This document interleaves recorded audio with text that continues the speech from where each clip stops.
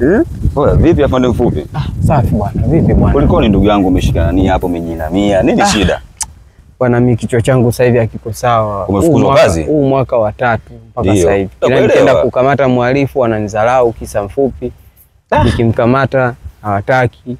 Yaani mpaka kituoni sasa hivi wananidharau kabisa, yani nikifika pale wao wenyewe wananichukulia hivyo. Ndugu yangu kubahatisha hata mtu mmoja. Hata unakuja kujificha kabisa huko na mawazo. Jinamia. Basi ina shida ndugu yangu afande mfupi. Mimi nitakusaidia.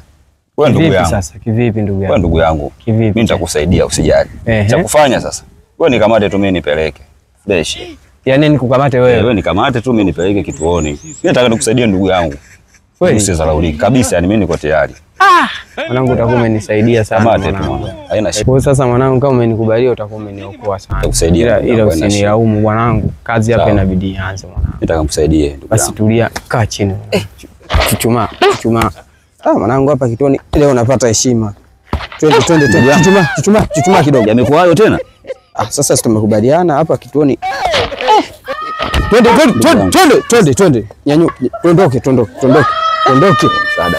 Usisahau kusubscribe, like na kucomment.